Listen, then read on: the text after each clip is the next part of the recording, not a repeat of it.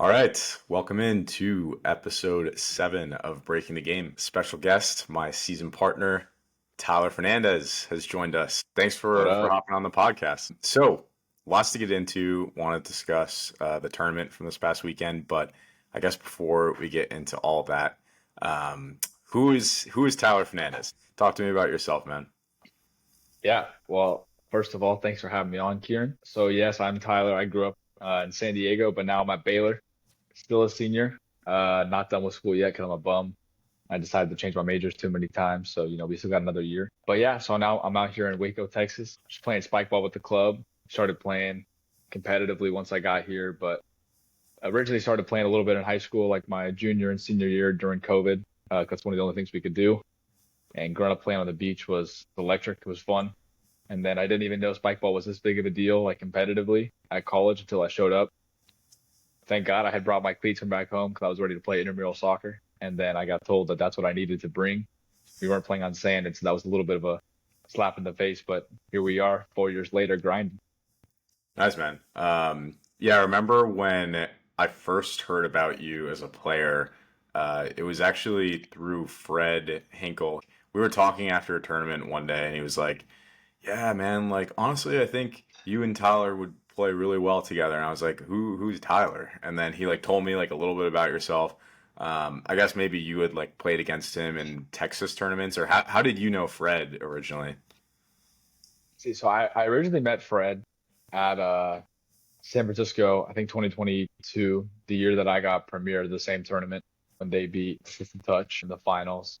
I had met him that weekend because I had drove up from California. That was like after a year of playing at Baylor, so I knew Caleb, I knew Chase, like some other Baylor guys that knew Fred just from being in Texas. And so I met Fred then, and then we kind of started becoming friends a little bit through poker, which I guess seems to be a common theme. But we started playing some cards a little bit, and then we got to become better friends and started talking some spike ball. He wanted me to get better. I wanted to get better as well, and so it's kind of originally how I met him. But uh, I'd say like we first met through spike ball at some tournaments, and then became better friends through playing cards. Sweet. And then I know we haven't really played cards together, but We played one time. we played We once. played one time That's right. after. When did we play? We played after. Was it after we won? No, you're We talking played about some. last year in Houston, right? Yeah. I think it was a different tournament, but I'm not exactly sure. It was in Texas for sure, but I don't remember exactly when it was. Yeah, I remember you played with us though, and for those of you guys who don't know, Kieran was a grinder online.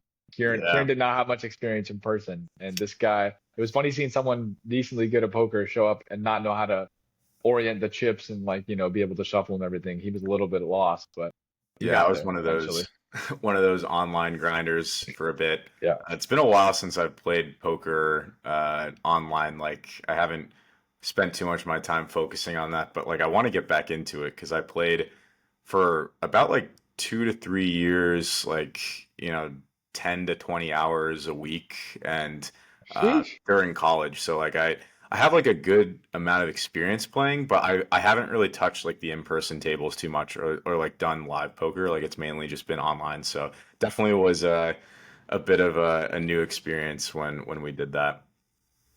Yeah, for sure. Much different in person. But I mean, let's get into this weekend, man. So what a way to start our season off. Got the dub. Wasn't the prettiest dub, but we did Not it. at all. I feel like that's kind of what's happened with us in the past is like we have some pretty high highs, not as many lows as, some other partners that I've played with in the past, which is great. Like I think you balance out a lot of what I'm bad at, if you will, which makes it like very easy to play with. I feel like the way that we work together as a team makes it so we can have a lot of success. Like anytime we're holding, basically, it's like either I'm setting you and you're hitting, which is a great combination, or you're setting me and I'm hitting, which is also a great combination. So it's like really hard to break us, and I feel like. Um, I was able to apply a lot of pressure every time I was serving. You were making them play a ton. And then we were figuring out defense as the day went on. So the key for us is just like constant pressure, and communication on defense because I feel like we're always going to be able to hold. It's really a matter of just getting more experience playing together and getting more experience, I guess, against some of the other top teams. Because I know we had a route that didn't consist of Jarvis, Dan and Pack, seasonal. Like we played a lot of teams that we weren't maybe expecting to play, which led to some mental slips at times. Like we dropped 3 games across bracket play. I mean, tell me about your thoughts on just like the tournament and whatnot. Yeah, I mean, I think you summed it up pretty well. Is that it's funny because obviously we won and that was like the goal, and it was super fulfilling. But like you and I talked about, like I think both of our first reactions after the tournament were less of like, holy smokes, we just won. It was more like, dude, we played.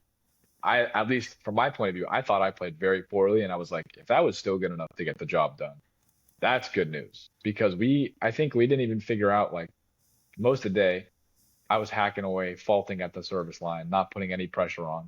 And then it wasn't until like I think it was quarters, like game two or game three, that I started just putting the ball on. And maybe as the boundary increases and people get more and more comfortable with it, it's not as much of an option. But we didn't figure out what our strategy was until it felt like the semis, and we were able to like start doing different things. We started figuring out defense more. Like I had told you weeks before the tournament, I wanted to try something, want to try something, and we deviated from a little bit and kind of messed around. But towards the end, we found a really good rhythm. And it was just good to know that like we weren't even playing at our peak at all. And that sometimes it felt like I was playing at my floor, and we still were able to get it done. So overall, like very comforting to know that we're able to hang in there even when we don't have our best days. And just looking forward to actually playing even better teams, even better games ourselves, and just figuring out how to play together amidst all the rule changes too. I'm sure each tournament will have its own little kink that we'll have to figure out. Yeah, no, exactly. I think you also summed it up pretty well. I know you thought you played poorly. I thought you played great. I mean, I don't think you played fantastic, but I don't think you played bad. I think personally, I thought I was like a B plus, honestly. Maybe like a B. I mean, I played well, but I was actually pretty happy with my receive for the most part. Got I was ace gonna like say, a few times, but thought I was like pretty dialed there. And then that was like the main thing I was focused on going into the tournament. And then obviously hitting felt really good with you setting me. Um, I thought my recovery sets were good. You weren't getting like poor touches on receive, so it made my job really easy. And then defense, it felt like they were always trying to hit it away from you, which meant I was able to get a ton of touches, and I felt like I was getting more touches than I usually do at tournaments, which I feel like is a testament to both of us. And yeah, I thought we were playing fairly smart. Like we were always making sure that if we had double faulted the previous possession, we were going to play the next possession. I mean, we can get into all the games specifically, but yeah, I mean, I think as we play more tournaments this year, we'll get the hang of who we play and how we want a game plan for each of those matchups. for sure, we're only gonna get like more information. And I think another thing too, just to quickly touch on, like in general, like Kieran and I talked about kind of off the pod too, is like especially like at least mentally coming in, like I had very high hopes and I wanted to do very well, and I knew that we could compete with anyone as long as we played very well. But it was like super reassuring, I think, for both of us to like not have played in a while. I know Kieran obviously went on a tear last year, but like even mentally coming in for me, I was thinking like, yeah, I haven't played against a lot of the top players like in a long time, and I've been spending a lot of time like getting ready and figuring out hitting and setting and all this different stuff. But you can only prepare so much for receiving someone that you haven't received in a long time, and so it was good that we got over the hump and actually performed well. So very reassuring. Yeah, no, absolutely. And you said I went on a tear last year. I mean, I haven't won a open division tournament since Pack and I won Seattle last July. So it's been almost a year since I've won a open tournament. Like my my main month last year that I went crazy in was June. Like I won like I think 3 out of 4, or maybe even 4 out of 4 of the tournaments in June. But then after June, I wasn't playing my best for the rest of the year. Feels good to be on top at least early in the year again, but it's going to be really important for me and us to keep the momentum going throughout the rest of the season. And I know we both have bigger goals than just winning like one of these regionals. Like we want to um, do well at the end of the year at nationals, and hopefully make the Pan Am team as well.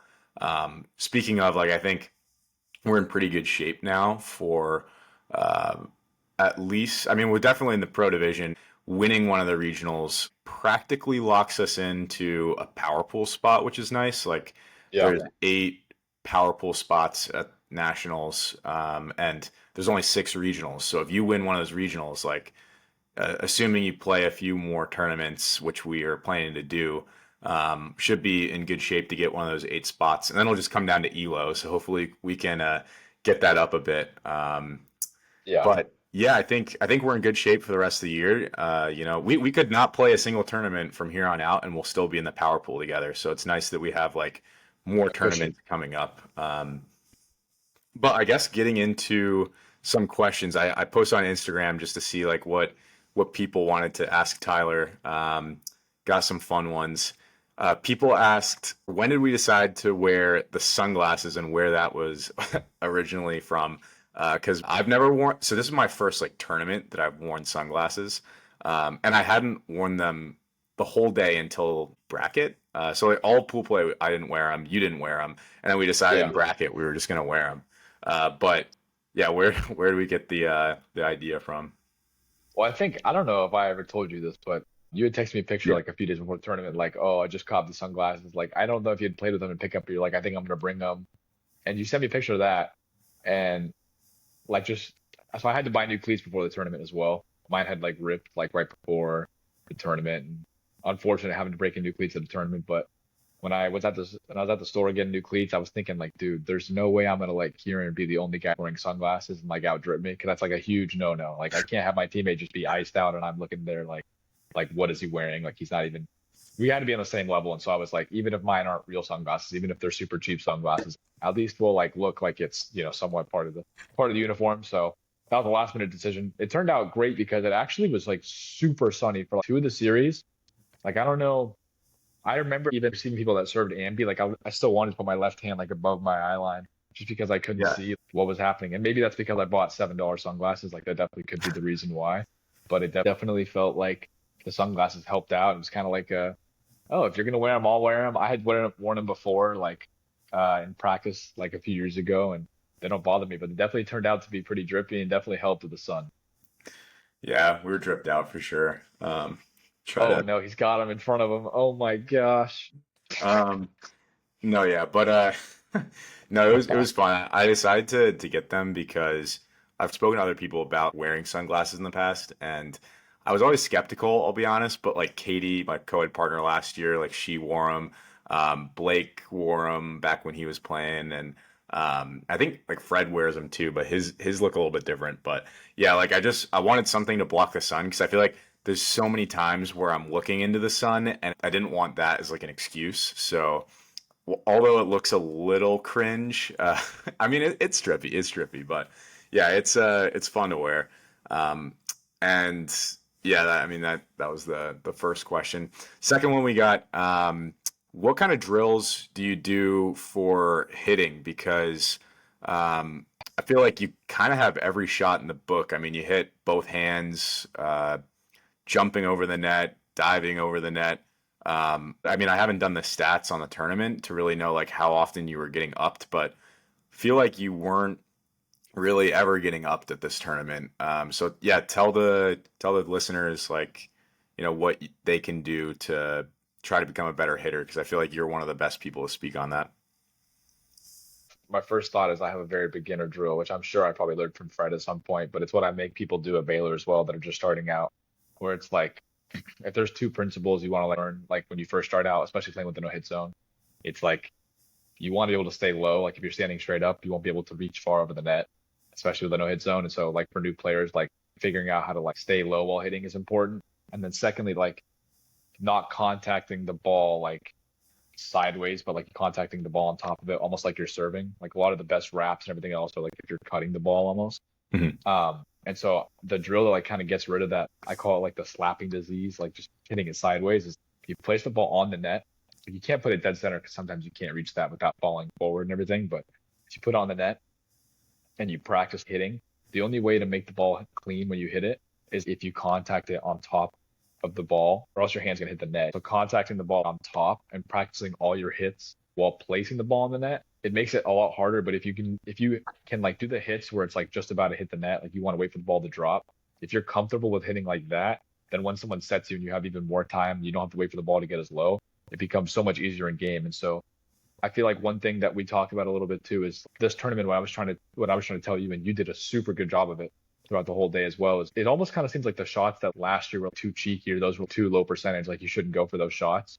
This year with the boundary, you kind of end up getting in spots where you end up with the range of shots that are good to select, like end up being so much more concentrated with those shots. Mhm. That practicing all the little, oh, you have three squares, hitting the ball forward or flicking the ball this direction, last minute shots is more important than ever. So doing drills while placing the ball in the net, even though it looks silly, like being comfortable with those shots makes it like less uncomfortable in game and more routine. Yeah, that's a good drill. I've seen maybe it was Scott Beeks had done something similar to that, but I actually haven't done that kind of drill before. I feel like most of the hitting practice that I've gotten in the past is just like through pickup. But like sometimes when I'm messing around at pickup, it's nice to just like do placement hits and like just experiment with like all sorts of like power and spin that you can apply to the shot, and then you get more comfortable with it. And like I feel like pepper helps a lot because you're For able to sure. just try out all these types of hits where like you're hitting it towards the person you're peppering with, and you kind of are forced to put it in an exact spot.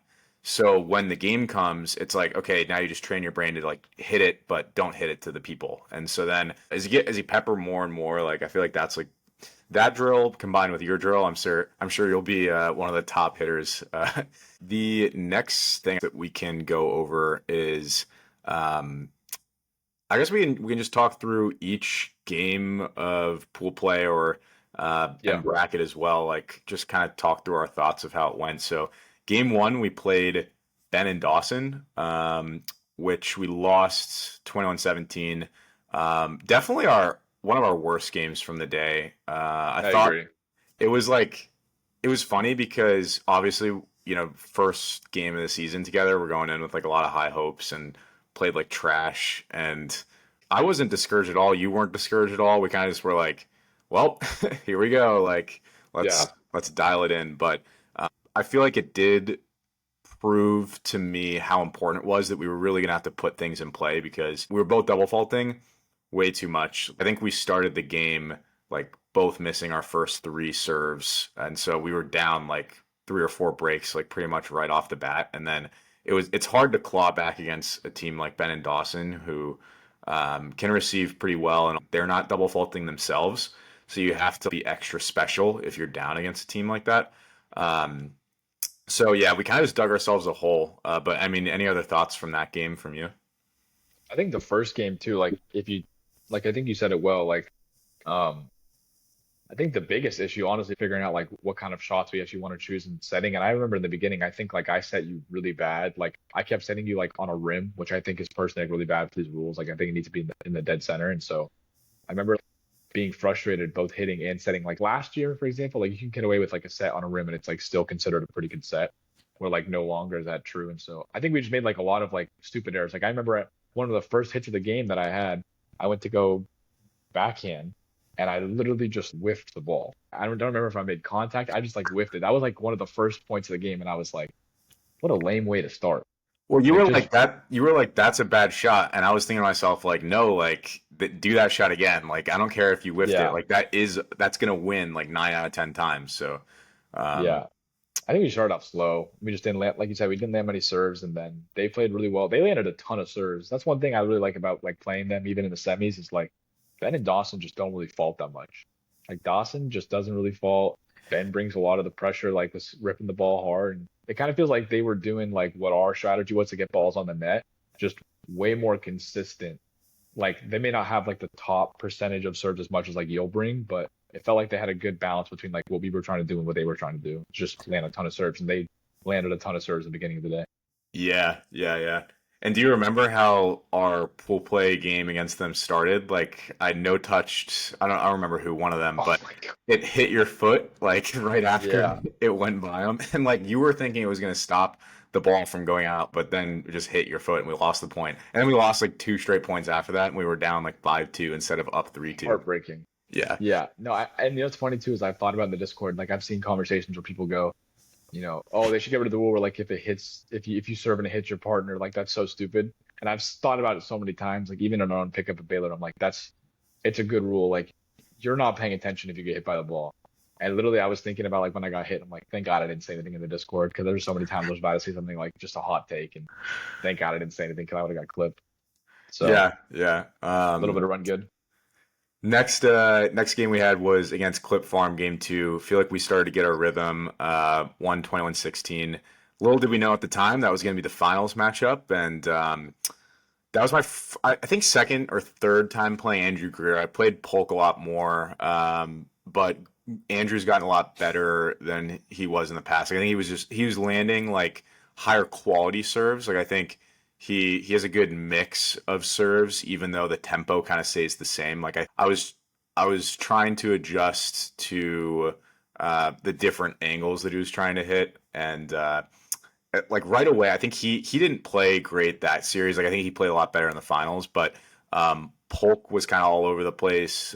They were playing pretty good defense. Like I was impressed with both their touches and um, yeah, I wasn't surprised at all with how they were playing, but I thought we played really well this game. Like we were putting the ball away, we were setting the right shots, like you were talking about from the last game. Like I was setting your backhand more, and they weren't covering that.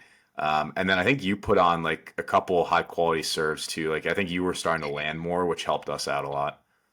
As I said, I think I landed 50% of the serves I hit all tournament in that one game. Yeah, So no, I mean the truth is, yeah, we definitely landed a lot more. We were way cleaner, but they're scrappy. Like Polk has always been a scrappy player, dude. That's why they get so many touches too. And Andrew surprised me on defense as well. yeah. So Um, Next game we had was against Jarvis, game three, which we lost 21-18. I mean, we were right in it till the end. I think we were tied at 17s or something, or tied at 18. I don't know. We lost all the points at the very end when it mattered most, but we yeah, I mean, I think it was our first kind of like big test out of like all the best teams from last year.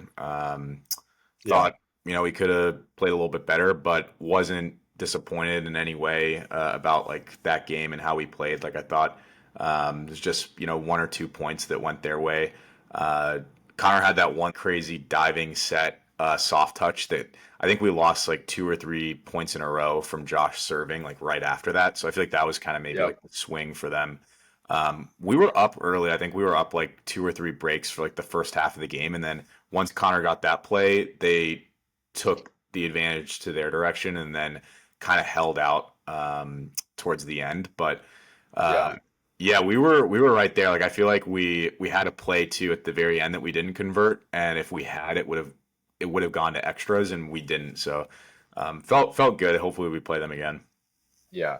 I think the thing that I took away most from that game is that was the first game where I was like, okay, I'm gonna have to like, see the whole game. Like I was telling you, like I'm excited. I guess one of my favorite parts of the game is just receiving, and I felt comfortable in the beginning, and then I feel like I haven't played Josh in so long, and honestly, if I'm trying to remember correctly, I think the only time I've actually played him was in ASL like 2 years ago with Rahul. Like not Mhm. even the last ASO, but um and I thought I had like down, like I thought I knew like his cadence of like when he like his tempo, and early on he brought out like a left, and I just wasn't ready for him to switch like switch hands that fast, and he cooked me. But I think the biggest thing is like that was like it like warmed up, like some people like they hit some good serves. I felt like we received pretty well, and then well, I think you received. I was very happy with how well you received in that series. And then I just kind of got like I got For ace that three that times. Like game, you that can't mean? happen. Yeah, that game. I just can't be getting ace three times. I thought But I received Josh pretty well. He might have got one by me, which was unfortunate. I feel like Connor wasn't landing that game, which we got kind of lucky. But you weren't landing either. Like I think yeah, like you and Connor were both like struggling a bit that game, yeah, serving wise. But yeah, we'll play him again, I'm sure. The yeah. next game we I'm had excited. was we played Dan and Pack, which obviously my partner from last year, Pack, and then I played Dan at pickup all the time. I'll be honest, I feel like both of them really didn't play like themselves in this game. Feel like Pack was hitting serves, but nothing that was like too crazy. Um, Dan has been a lot better at pickup, at least. I think he might be dealing with an injury or something, but he's been like crazy in pickup, and especially with boundary.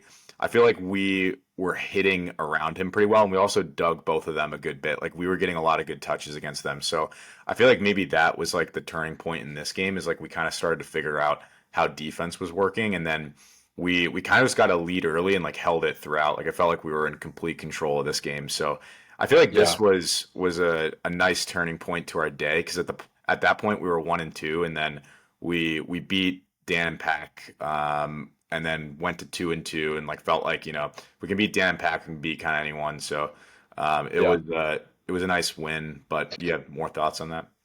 yeah. I was gonna say, I think you brought it up correctly. Like, I think it was the first. I mean, obviously, it was only the fourth game of the day, but it was like the first game where it felt like, okay, this is like not a very swingy game. We're like bouncing a lead well. We had some really good holds.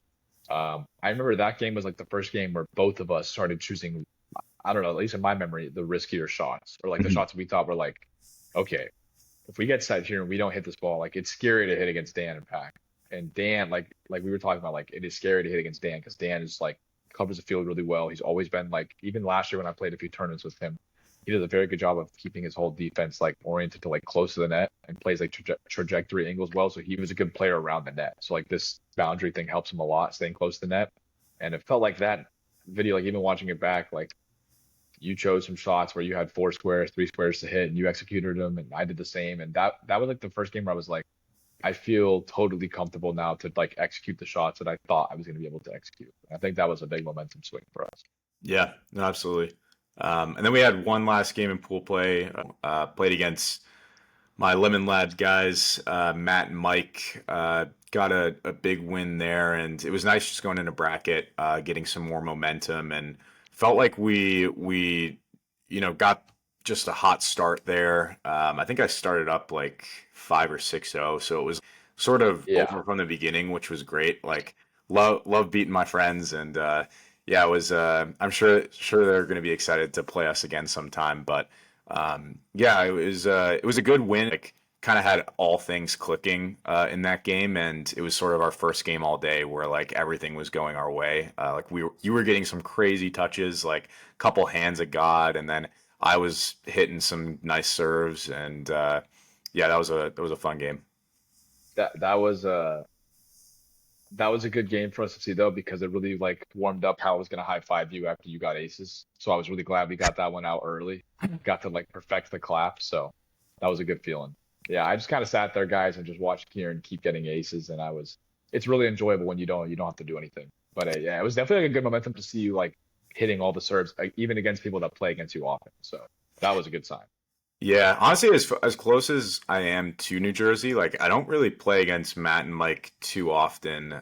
Uh, So like I see them sometimes. Like I think they probably were expecting me to serve a bit different too, because when I played with Matt in Orlando, I was and I talked to you about this before the tournament, but like I was serving a way in which like I was still getting a lot of breaks and a lot of pressure, but I feel like I really leveled up my serving just from making a simple change of hey, I'm gonna hit something new pretty much every time. Like yeah, even if it meant that like my consistency would drop like 5%, I was swinging for more combinations, different tempos, and I think it really messed with them. So that was sort of like the first indication for me of like, okay, like this is how I want to serve from here on out with at least pro ball. Like I think it might change with a bigger ball, but with pro ball, it's great. So um, yeah. You talked about that when you did your film, and like you talked about that. It was funny because I was actually talking to some people,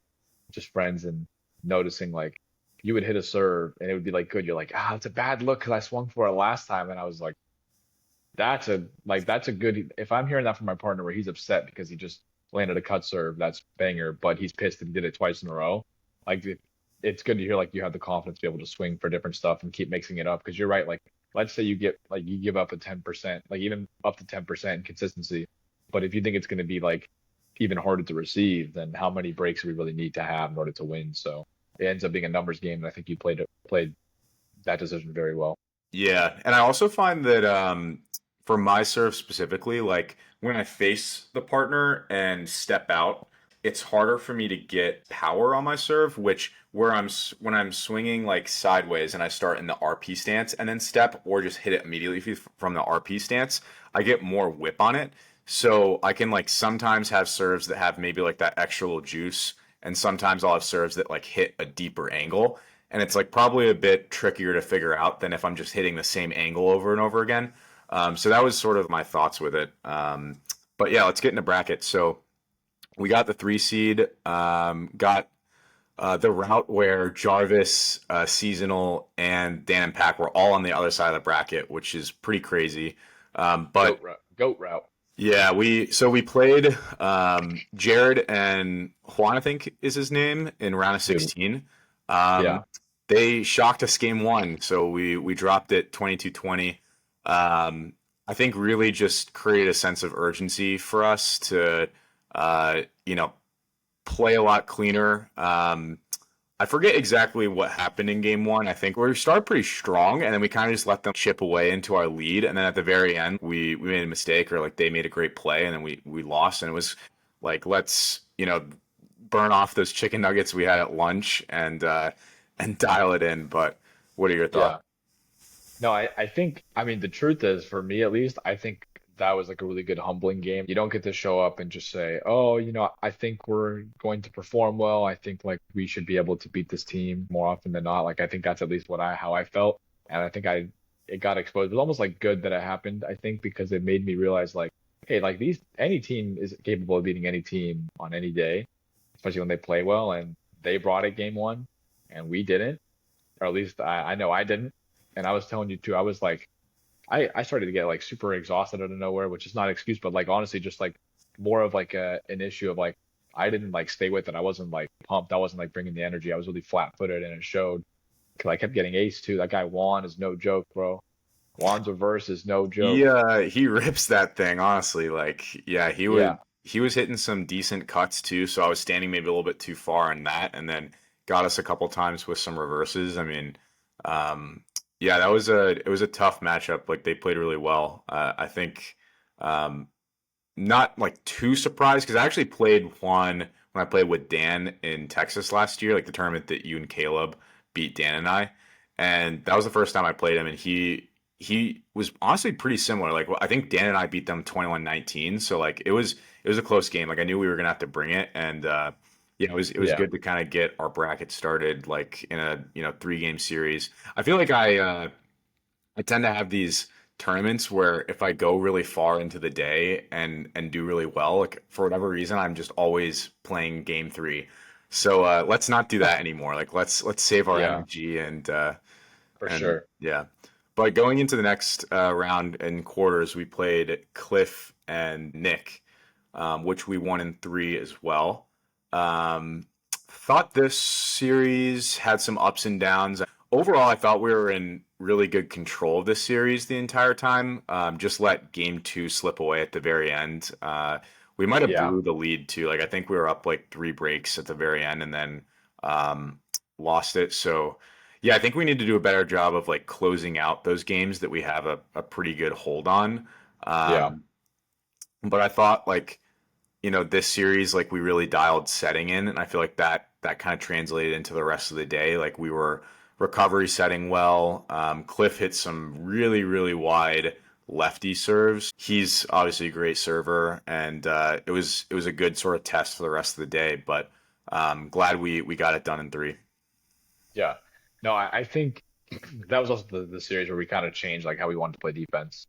And we started tapping on. I think that was like late game two or maybe Yeah. game three. So that was the series where we figured out like what we were doing wrong, or maybe not even wrong, but how to improve at least what our goals were on defense and how we wanted to orient like who was defending what shot and look at our strengths and say who wants to be where. We kind of figured it out. And I think another thing like I mean, this is just a common theme of the tournament. This is kind of like the thing where I need to be a lot better at closing out games. And I felt like I kept getting aced, like in times where I just should not be getting aced. Like they didn't hit a different serve. It was just like it rolled over my hand or I missed it. I think I just need to like settle in more. I look at like Matt Cole, like the year that him and Clap super well. Like Matt was sitting there, he was a rock, and he like made all the big receives, made all the big sets, put the balls away. And this tournament felt like I had a lot of opportunities to say, hey, close it out. And then I was like, oh, never mind. Like we'll make it interesting. So I need to get better at like holding strong and being able to like close out games that we need to win. I mean, I think you did it when it really mattered, and yeah, like dropping a game isn't the biggest deal. We had that extra game of content, and probably made some highlights in game three, so that's really all that Sure. matters, right? Yeah. Um, but But I meant it less like doesn't matter who it is to either. I sure, wasn't like just in general like when we're up and we're feeling good like it's not a time to get lazy or like not take the extra step on receive. Like there were some times where I felt like I was reaching and I'm like, dude, you just got to take the extra step and yeah. But no, I think just keeping our heads up and being like we're good enough to win. Let's let's not take it easy. That's one thing that I get caught up in is like getting a little too comfortable. So yeah. got to push through. Let's talk about semis. So we played Ben and Dawson again. Was glad to be able to get a rematch against that. I'd actually dropped three straight games to this team, which was on my nerves going into the series. So I had lost with Matt in Orlando, like in the third place match. And if you've seen the film review, I was pretty hard on myself. Thought I played Yep. like trash, which I did. And then we lost in pool play to them. So. I was going into this series pretty hungry. Funny enough, like it was raining for I think 15 minutes before, and it hadn't rained all day, and it was raining right before semis, and I was like, "This is so unfortunate," because I really struggle in the rain, as you know, to hit the serves that I want because the way I serve is just very spin based, as you know. So it's like I don't want any rain or any kind of slipperiness on the ball.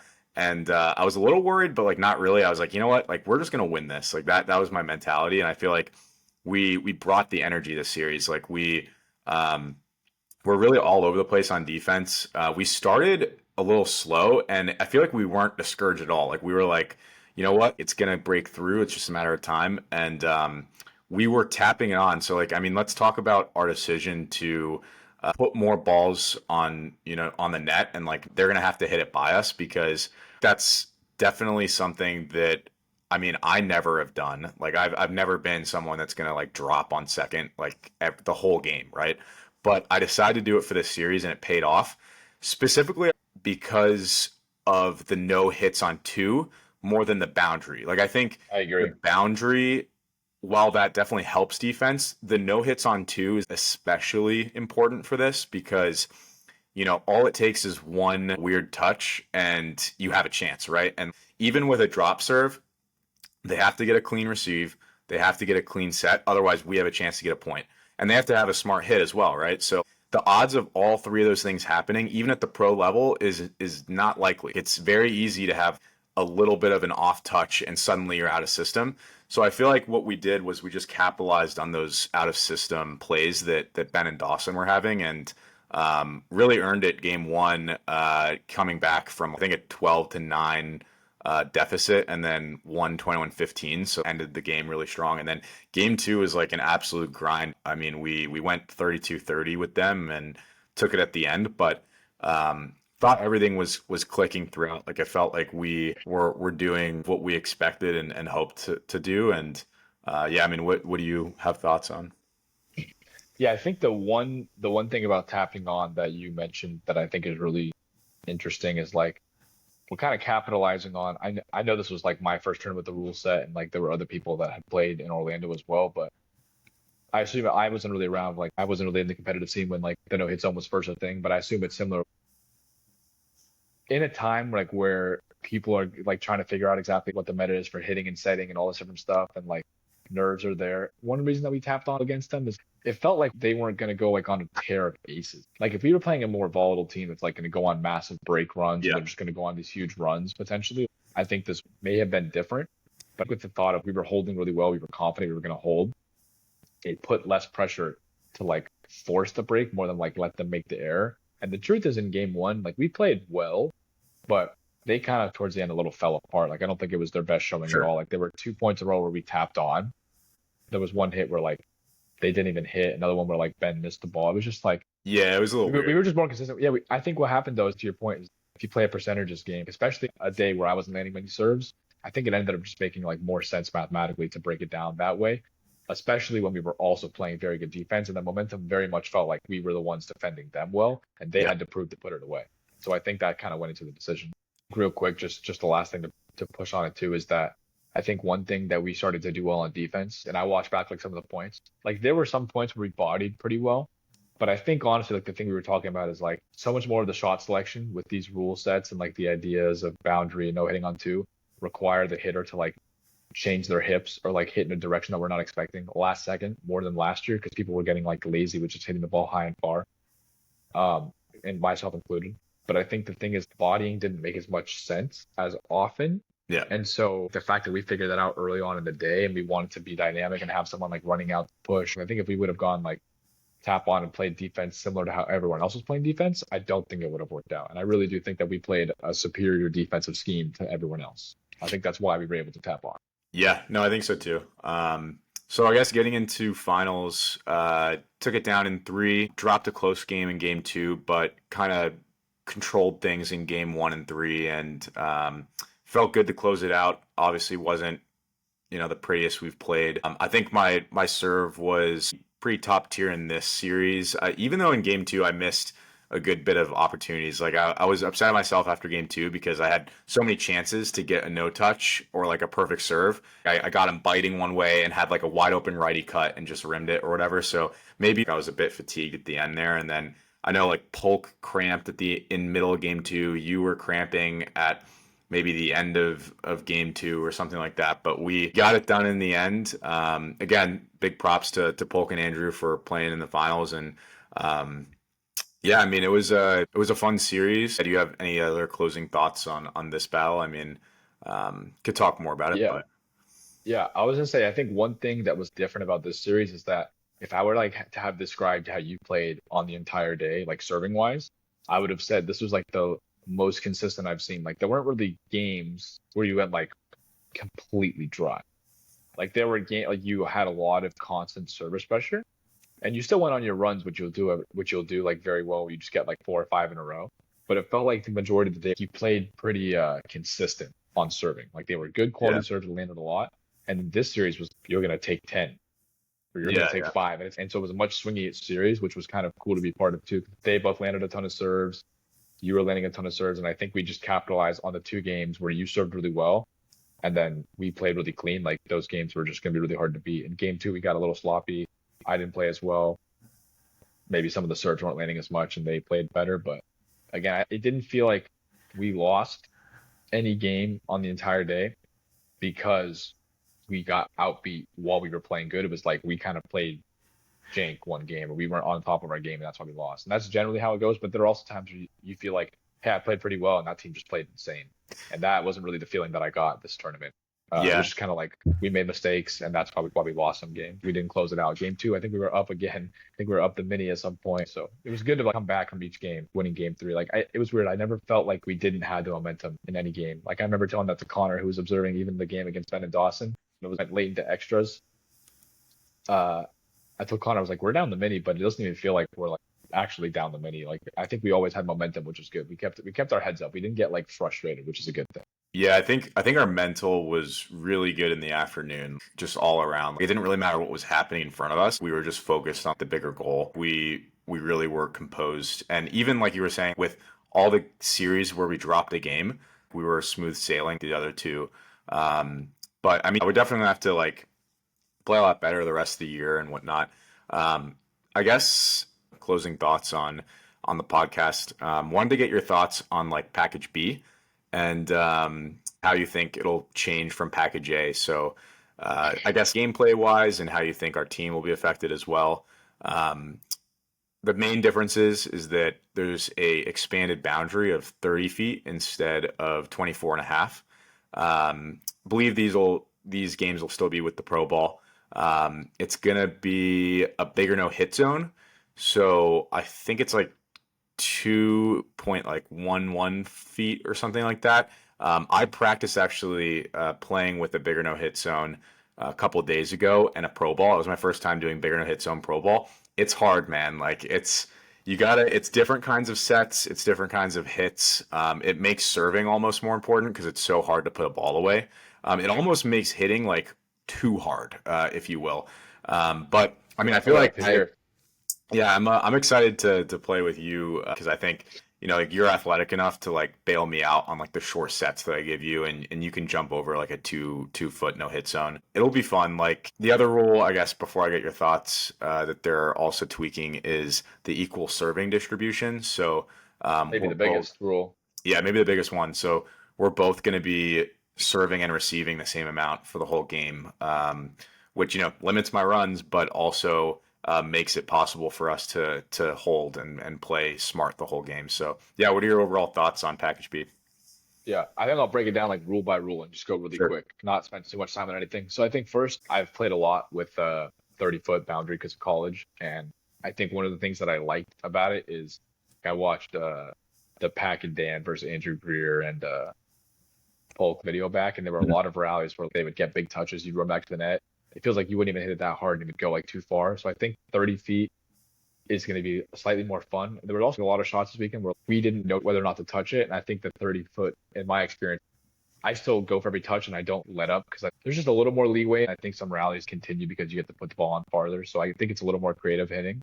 I also think that because the no hit zone is bigger, maybe having a bigger boundary is good for this rule set. I mean, if there's a rule that I think makes our team better, that hurts most teams more than it hurts us, I think of last year how you were really good at lap diving. Like that's the set that I gave you a lot more often. Yeah. I can't wait to do even more of that, like and kind of mix up the setting.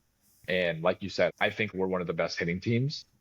And in a tournament where everyone's gonna be struggling, I can't wait to show like the disparity of hitting between us and other people. And I think that's only gonna be proven more in this tournament. And then the serving distribution, like you said, the one bummer, right, is that Kieran can't start a game 10-0 because it's not possible anymore with him serving. But the cool part is that I think it does, in theory, balance out the importance of the different skills. They're basically saying you can't just win because you're good at serving, um, which in theory is a cool decision. I don't know exactly how I feel about it yet, but I haven't played with it yet, so I won't really speak too much on like whether I like it or not. But I think in terms of gameplay, how it's going to change is you're also going to see people swing for much more consistent stuff because you don't just get to fire the new thing you've been working on. Like there's no point. So I think you're going to see a lot more consistent serves, a lot more points played than even this tournament. Um, and it's going to be fun. I also like the idea, for example, in other sports, that you can make a big play and then it's the opponent's turn. I think there's going to be less parity. I think the better team is going to win more often. Like it's going to be harder for a team that just Yeah. plays really good to upset a team, which I don't know if that's a good or bad thing, but I think that's one thing we're going to see is there's going to be less parity. I mean, you're really gonna have to grind it out if you're down in this format. Like, it's not easy to just like take a few points off mentally and then just get it back right away.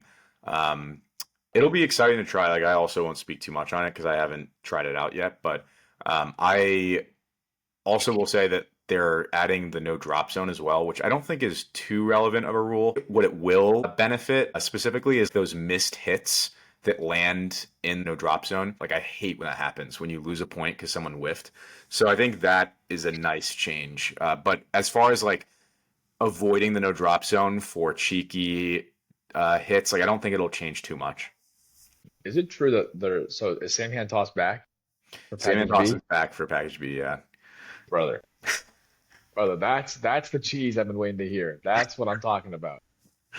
Oh yeah. No, I'm excited I'm to see it. excited for that rule. Yeah. I mean, you were getting people with the fake even if even at the tournament, right?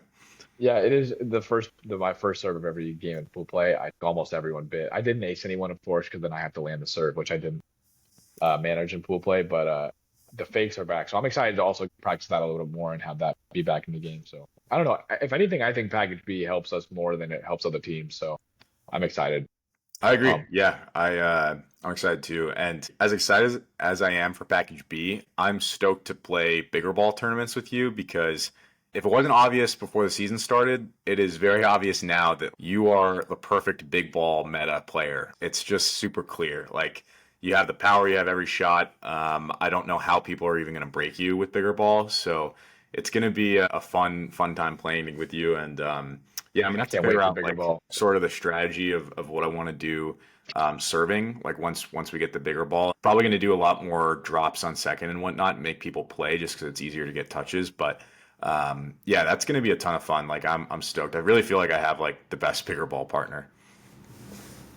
It's good confidence to hear that. No, I'm excited for big ball too, especially because you're going to be really clean and land a lot of serves. And I know that you're also going to put in more work than everybody else too, which is always a good feeling, knowing like, I wonder what Kieran's doing, and I probably call you and you're out grinding the bigger ball serving. So that's a good confidence boost too, to see that you're going to want it more than everyone else as well with serving, and so you're going to figure it out the fastest. So I'm Dude, it's excited. weird. It's weird going back and forth because like before the season started, I was just kind of confused about how the season was going to work. Like, am I gonna have to go back and forth between pro ball, big ball, pro ball, big ball? Seems like that's the Yeah. case. Like this weekend, I'm playing in a hat tournament in New York City with like 12 people, six premier guys, six contender players, and we're getting matched up with each other and then just playing like some games. And I'm playing with the pro ball, and then my next tournament is with the bigger ball with Emerson the following weekend. Oh, So really? I like should be practicing with the bigger ball for that, but I'm going to be playing pro ball again, and I was just playing with bigger ball last night, so it's a lot of change and back and forth. But I think Yeah. it's good too, like just to get an all around skill set at whatever like the rules are. Sure. Like we talked about this before, but this year, who succeeds the most is who's just the best at adapting. Like who's going to put in the work to learn how to play. Well, I think a big thing too that's underrated is like how smart are you at the game? Because certain aspects of the game change. Like this shot isn't as important. The value of giving this height on the set isn't as important. So discussing those things and figuring out the quickest is also going to show who performs the best at the biggest tournaments when you play against some of the best players. So I think we also got that going for us because we're two people that like talking about how the game's changed and talking Roundnet theory. Nothing better. Yeah, man. Well, this has been a ton of fun. Thanks for joining the pod, man. It'll be fun to get out there in LA and play Package B together. Hopefully we get some more teams. I think it's at like 12 right now, but um, yeah, great talking, man. Yeah, I can't wait. Can't wait. Thanks for having me on.